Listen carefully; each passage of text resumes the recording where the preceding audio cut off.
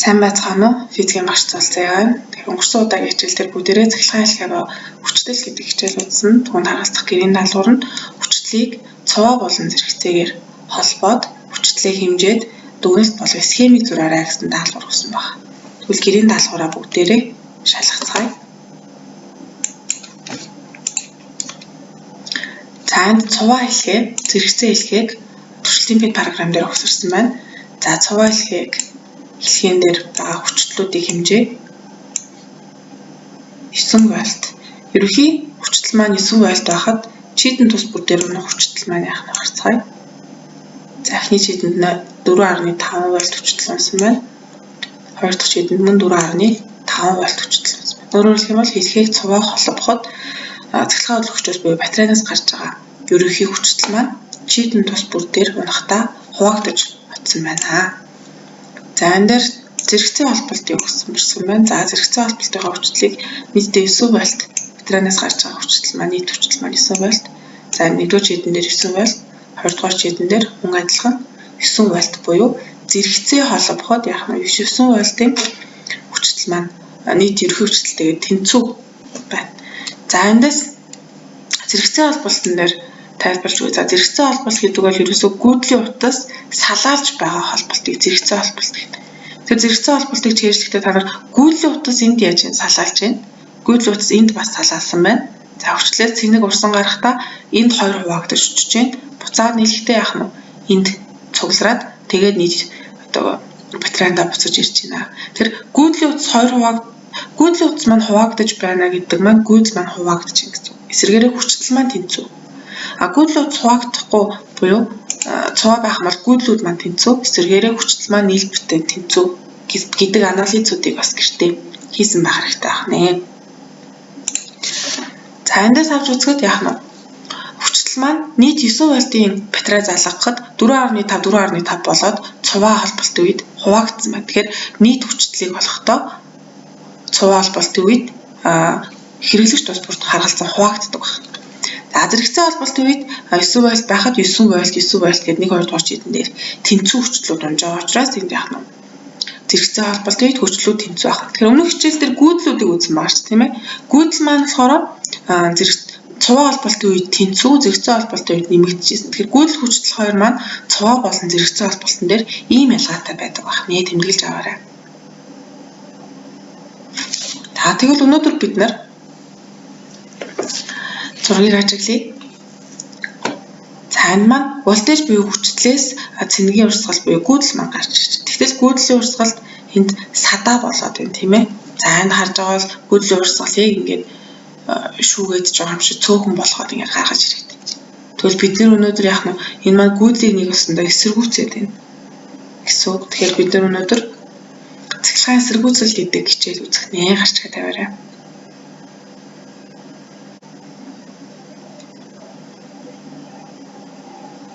Эсэргүүцэл гэж юу вэ? Цахилгаан дамжуулагчаар цахилгаан гүйдэл гүйхгүй дамжуулагчаас цахилгаан гүйдэл цаад болж буй хэмжигдэхүүнийг цахилгаан эсэргүүцэл гэдэг. Өөрөөр хэлэх юм бол цэний урсгал маань чөлөөтэй урсгаад гүйдэл гүйх гэдэг. Тэгтэл тэр гүйдэл цадаа болоод байгаа. Гүйдлийг одоо гүйлэхгүй цөөхөн гаргаад байгаа тэр хэмжигдэхүүнийг л эсэргүүцэл гэж нэрлэдэг байна. Латин цагаан толгоогоор R үсгээр тэмдэглэн нэг нь Ом байна. Омынхоо тэмдэглэгийг ингэж тэмдэглэсэн ч болно. Эсвэл иймэрч бас дүрслэлсэн болох. Тэр хэмжих багж нь Ом метр ба элементэд зэрэгцээ холбоно. За энд элемент гэдэг үгийг нэг шинэ үг үзэж ийн гэж ойлгоод хэрэггүй. Энэ нь болохоор юу гэхээр тэр хүчтэл буюу тэжээл үзэгч буюу батарей, хэрэглэгч, түлхүүрч гэдэг юм уу энэ хэлхээнд оролцоод байгаа бүхэл эд ангиудыг элемент гэж нэрлэдэг байгаа. Тэгэхээр ямар элемент дээр чи эсэргүүцлийн үзэхийг хүсэж байна? Түүнтэйгээ зэрэгцээ холбоно гэсэн. Санаж байгаа бол бид нар ампер метрийг хэлхээнд цуваа холбоод вольт метрийг батарей байна уу эсвэл хэрэглэгч байна уу тэдгээрүүдэд зэрэгцээ холбож байсан тийм ээ. За бичгтээ R тэнцүү 10 Ом. Ингэж бичсэн ч болно, ингэж бичсэн ч болно. За яагаад Ом гэж нэрлсэн бэ гэхээр яах нь эсэргүүцлийг энэ Ом гэдэг эрдэмтэн маань нээс учраас тухайн эрдэмтний нэрээр Ом гэж нэрлсэн байх нэ. Тэмдэглэж аваарай. За цахилгаан эсэргүүцэл. Тэр цахилгаан эсэргүүцлийг ерөнхийд нь ингэж эдгээрээр ангилж болно. За резистор, дамжуулагчийн эсэргүүцэл, реостат. За резистор гэдэг маань юу вэ гэхээр тодорхой эсэргүүцэлтэй байхаар тусгаалan үйлдвэрлэлтийн цахилгаан элементийг резистор гэж нэрлэдэг. Өөрөөр хэлэх юм бол энэ маань тодорхой тогтмол эсэргүүцлийн хэмжээтэй тэгээд яг тэр эсэргүүцлийнхаа хэмжээгээр гүйдлийг эсэргүүцдэг ийм элементүүд байна. Энийг одоо цахилгаан барааж, цахилгаан одоо хэрэглэгдэхүүнүүдийн дотор талд байдаг их хавтан дээр та нар аяг харж ирсэн баг. За цэнэглэгчний дотор талмалд аяг байрладаг. За дамжуулагчийн эсэргүүцэл гэдэг маань юу вэ гэхээр тухайн одоо хэлхээний элементүүдийг холбох дамжуулагчийн материалын шин чанараас хамаарсан эсэргүүцлийг дамжуулагчийн эсэргүүцэл гэж нэрлэдэг байна.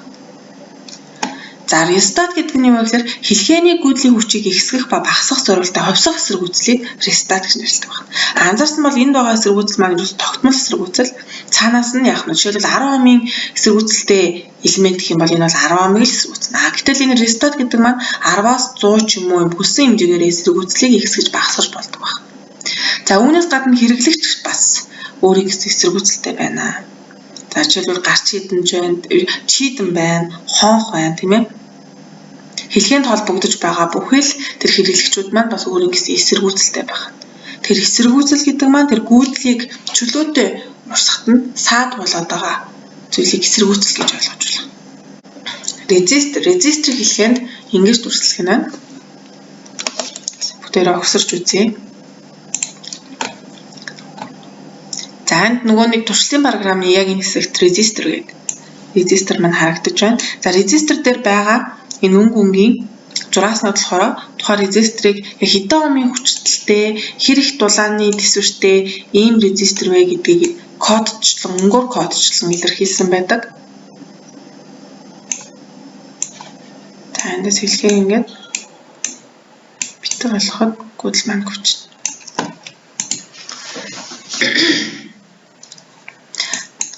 Энэ резистор оронд бас чийдэн ашиглаж болно. Чийдэн маань ч гэсэндээ өөрийн эсэргүүцэлтэй байгаа дотроо. За эндээс хүчтлээ харъя. Хүчтэл маань болохоор нөгөө л батарей буюу манай 9 вольтын батарей байна. За эндээс эсэргүүцлээ харъя. 10 омын эсэргүүцэлтэй чийдэн залгахад гүйдэл маань 0.9 ампер, хүчтэл маань 9 вольт байна. За үүнийг 15 ом болгож үзье. За 15 ом болгоход чийдэн эсэргүүцэл маань 15 ом болоход гүйдэл маань 0.6 ампер болсон байна. За 20 болгоё. За 20 омын эсэргүүцэлтэй чийдэн залгахад гүйдэл маань 0.45 ампер болсон байна. Багасч аваад за дахиад 25 омын эсэргүүцэлтэй чийдэн залгахад гүйдэл маань 0.36. За 30 ом эсэргүүцэлтэй чийдэн залгахад гүйдэл маань яах нь 0.3 ампер гэх мэтчлэлээр өөрчлөгдөж байна. Тэгэхээр эсэргүүцэл маань нэмэгдэх тусам гүйдэл маань яаж вэ? Багасж байна. Үснэгтлэн харах юм бол бид нар тогтмол 9 вольтын батарейнд 10 ом эсэргүүцэлтэй, 15 ом эсэргүүцэлтэй гэсээр хагаад 30 ом эсэргүүцэлтэй чийдэнгүүдийг залгаж үзсэн. Тэгтэл гүйдэл маань 0.9 ампер, 0.6 ампер, явсараад 0.3 ампер болж багассан байна. За энэс анализ хийж харъя. За хүчтэл маань 9 байхад гүйдэл маань 0.9 ампер байхад эсэргүүцэл маань 10 ом байна. За энэс хүчтэл 9 хэвээрээ байхад гүйдэл маань 0.6 ампер байхад эсэргүүцэл маань 15 ом байна. За 9 вольт 0.45 ампер байхад 20 ом. Эндээс анализ хийгээд харах юм бол хүчлийг гүйдэлд харьцуулсан харьцаа нь эсэргүүцэл гарч ирж байна. 9-ийг 0.9 хуваахаар 10. 9-ийг 0.45 хуваахаар 20. Тэгвэл эсэргүүцлийг бид нар хүчлийг гүйдэлд харьцуулж олдог байна. Эсэргүүцлийг олохдоо хүчлийг гүйдэлд харьцуулж олдог. За яг энэ томьёоноос гүйдлийг тэнцүү тэмдэгний урталд гаргаад эсэргүүцлийг тэнцүү тэмдэгний хойшоо гаргаад гүйдлийг эндээс олох юм бол I-ийг энэ томьёоноос олох юм бол I тэнцүү хуваахны хэрэгсэл ийм томьёо гарч ирнэ. За нэгжийн задаргаагаар I гэдэг бол ампер нэгжтэй 1 вольтыг хуваах нь 1 ом. Тэр вольтыг омд хуваахаар ампер гардаг байна. Тэгвэл яг энэ томьёог бид нар хэлхээний хэсгийн омын хууль гэж нэрлэдэг байна. Хэлхээний хэсгийн омын хууль гэж нэрлэдэг байна. Тэр резистороор эсвэл дамжуулагчаар гүйх гүйдлийн хүч нь түүн дээр унах хүчтэл ба эсэргүүцлийн харьцаатай тэнцүү. Жишээ болгоод нэг бодлого бодож үзье. Хамгийн их өснөгтийнхаа хамгийн ихэнд байгаа энэ хэсгээс бодлогоо дээ. За өгсөн өгөгдөл маань 9 вольтын хүчтэлтэй 10 хүчтэлтэй чидэнд 10 омын эсэргүүцэл 9 вольтын хүчтэлтэй тэжээл үүсгэхэд 10 омын эсэргүүцэлтэй чидэн залгахад түүгээр өгөхгүй л үчиг болъё.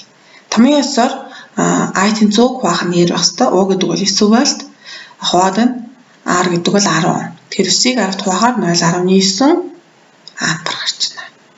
Гэх мэтчлэр боддог байх нэ. Тэмдэглэж аваарай.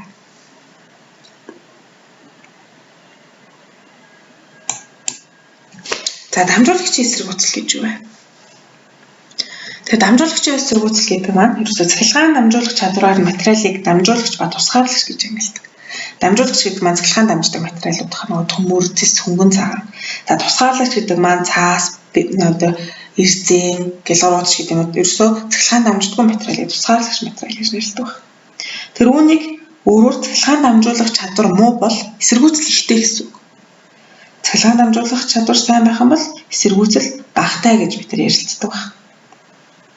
Тэр хилгээр залгасан бүх цахилгаан элементүүд түнчлэн холбоо хуудас ч гэсэн ерөөсөө цахилгаан эсэргүүцэлтэй байждаг. Тэр цахилгаан гүйдэл маань бүр чөлөөтөө байна гэж гүйдэг гэсэн бол үгүй. Тэгэхээр цахилгаан хэрэглэгч, цахилгаан дамжуулагч утас тэгээд тэнд залгаж байгаа элемент болон өөрийн гэсэн яг нэг гүйдлийг эсэргүүцэх цахилгаан эсэргүүцэлтэй байдаг байна.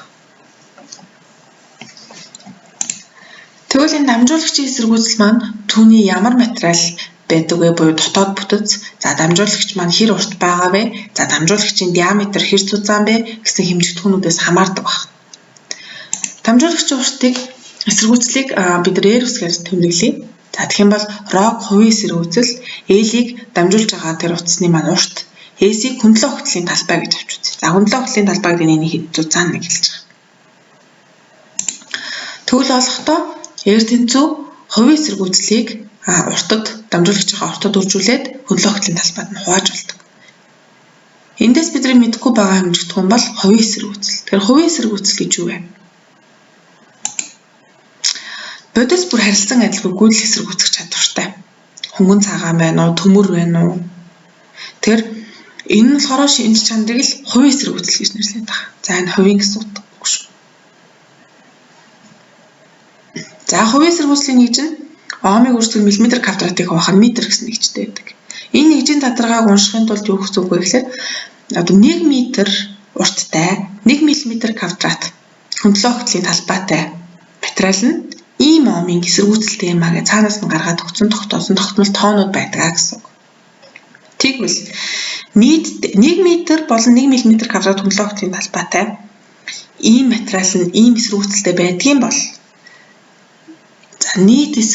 нийт одоо хөндлөн огтлын 40 м ч гэдэг юм уу 50 м ч гэдэг юм уу ийм урттай за төдий чинээ хөндлөн огтлын талбайтай ийм дамжуулагч утас маань нийтдээ ямар эсэргүүцэлтэй байх юм бэ гэдгийг л дамжуулагчийн эсэргүүцэл гэж нэрлэдэг байгаа гэсэн үг. Нэгжийн задаргаагаар харъя. За дамжуулагчийн эсэргүүцэл маань R тэнцүү рог үрждэг нээлийг хуваах нь S. За эндээс нэгжийн задаргаагаар харах юм бол ом буюу эсэргүүцлийг олж байгаа бид нар. За дамжуулагчийн эсэргүүцэл буюу рог маань омыг үрждэг миллиметр квадратыг хуваах нь метр гэсэн нэгжтэй. За үүнийг үрждэг нь L маань метр гэсэн нэгжтэй, S маань миллиметр квадрат гэсэн нэгжтэй талбай учраас. За эндээс миллиметр квадраттай хураагдаад метртэй хураагдаад ом гэсэн нэгж маань үлдэж ийн буюу тэнцэтгэл маань биелж байна л гэсэн.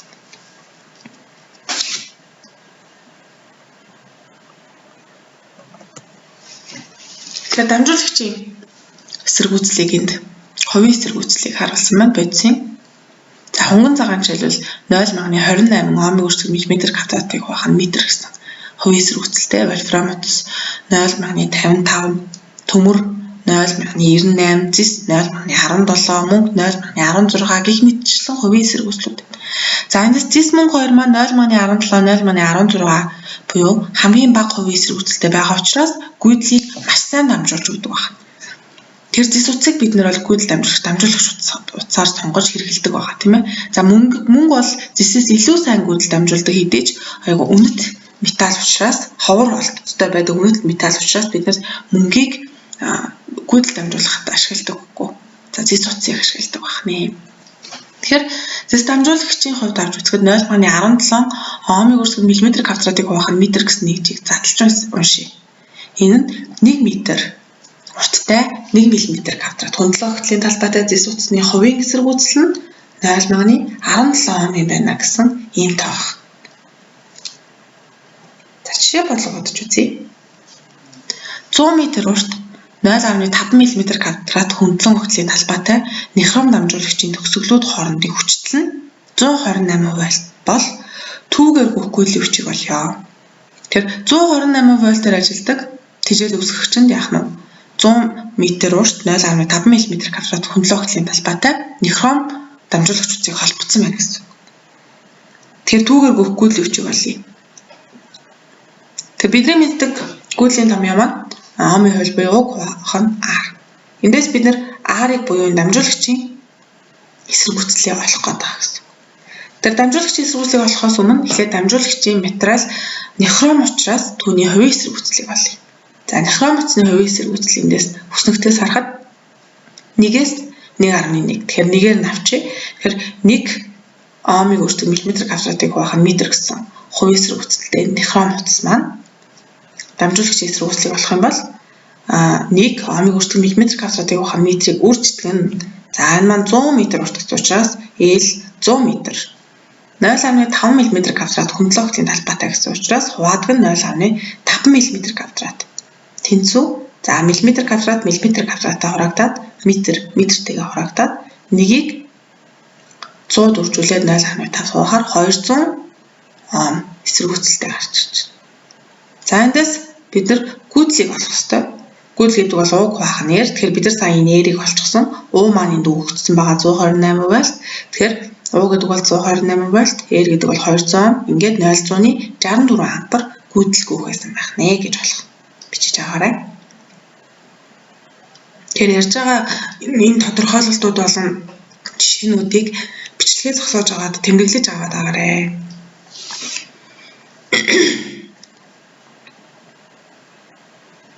За тэгвэл энэ эсэргүүцлийг хэлхээнд хэрхэн илэрхийлэгдэж байгааг бүгдээрээ харцгаая.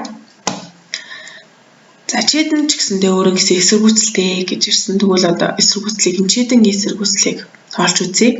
За өмнөх гэрийн даалгаварт ашигласан жишээнийхээ цуваа хэлхийг бүгдээрээ авч үзье. За энэ маань хүчтэй маань 9 вольт байсан. Цуваа байна гэдэг маань гүйдлүүд маань тэнцүү, хүчлүүд маань хуваагдана гэсэн үг. Тэгэхээр хүчтэй маань 9 вольт гэдэг маань энэ чидэн дээр унах хүчтэй 4.5, энэ чидэн дээр унах хүчтэй 4.5. За нийт үгээр гүйж байгаа гүйдэл маань 0.45 ампер гэж үзэх юм бол энэ нэгдүгээр чидэн дээр ч 0.45, хоёрдугаар чидэн дээр ч 0.45 байна гэдгийг бид нар үзсэн. Тэгвэл нэгдүгээр чидэнд байгаа эсэргүүцэл, хоёрдугаар чидэнд байгаа эсэргүүцэл болон цаашлаад энэ хэлхээ нийт эсэргүүцэл хэд вэ гэдгийг бүгдээрээ олъё. За мэдээж хэрэг нэгдүгээр чидэн дээр байгаа эсэргүүцлийг нэгдүгээр чидэн дээр унах хүчлэлийг нэгдүгээр чидэнээр гүйцэлд харьцуулж болно. Тэгэхээр томьёонд болох юм бол R-ний тэнцүү U-ыг хуваах нь I1. Тэгэхээр U1 гэдэг маань нэгдүгээр чидэн дээр гүйх хүчлэл буюу 4.5 вольтыг за нэгдүгээр чидэнээр гүйх гүйцэл буюу 0.45 амперт хуваахаар 10 омын эсэргүүцэлтэй гарч. Тэгэхээр энэ нэгдүгээр чидэн маань 10 омын эсэргүүцэлтэй ийм чидэн байна. За хоёрдугаар чидэн дээр мөн адилхан 20 дугаар чидэн дээр унах хүчтэй болон гүйх гүйцлийг харьцуулахаар 10 ом гарч, тийм ээ. За нийтийг олъё. Нийт эсэргүүцэл гэдэг маань ерөөсөө энэ хоёр маань нийлээд энэ хэлхээнд маань гүйцэл гүйхэд ямар эсэргүүцэл үзүүлээд байгаа мэ гэдгийг олж байгаа гэсэн. Тэгэхээр нийтийг олоход мэдээж нийт хүчлэлийг нийт гүйцэлд харьцуулж. Нийт хүчлэл гэдэг маань манайд 9 вольт. Нийт гүйцэл маань 0.45. Ингээд харахаар яг 20 ом эсэргүүцэлтэй байна. За яг энэ R1, R2, R нийтгийг олсон, R ерөхийг олсон энэ томьёон дээр анализ хий. Тэгэхээр хэлхээ маань цуваа байх үед эсэргүүцэл маань яадаг байх нь хараарай. Нэгдүгээр чидэн 10, хоёрдугаар чидэн 10, хэлхээний ерөхий эсэргүүцэл 20. Тэгэхээр нэмэгдэж өгдөг байх нэ. Өөрөөр хэлэх юм бол цуваа холболтын үед ерөхий эсэргүүцэл нь дамжуулагч тус бүрийн эсэргүүцлийн нийлбэртэй тэнцүү байдаг байх. Хүчтэлтэй жоохон төстойгоц төстэй байдаг байх. Бичиж байгаарай.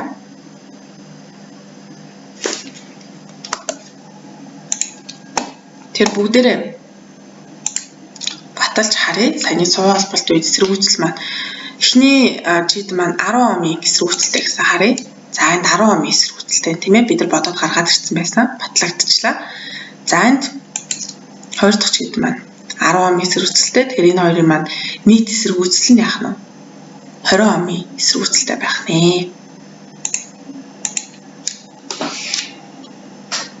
За тэгвэл гэртээ зэрэгцээ холболтын эсэргүүцлүүдийг нь бодоод яг саяных шиг багш нь энэ зэрэгцээ холболтоо зураад зэрэгцээ холболтон дээр гүйдэл ямар ах хэвтэй, хүчил ямар ах хэвтэй, өмнөх гэрийн даалгавар болон өмнө үзсэн хичээлүүдээс тэмдэглэж аваад за зэрэгцээ холбогдсон чийдэнгүүдийн эсэргүүцлүүдийг олоод энэ дүгнэлт гаргах нь. Дээрээс нь нэмээд 113, 117, 112 дэх хуудасуудын дасгал ажлуудыг ажиллах нэ. За тэгээ команд хэсэгт гэрийн даалгавар болон асуух зүйлээ үлдээгээд за өмнөх гэрийн даалгавруудаа хийж үзүүлээгүй, өмнөх хичээлүүдээс ойлгоогүй байгаа хүмүүс холбоо бариад багшаасаа асууж болно шүү. Ингээд хичээл маань дуслаа. Анхаарал тавьсан явдал баярлалаа.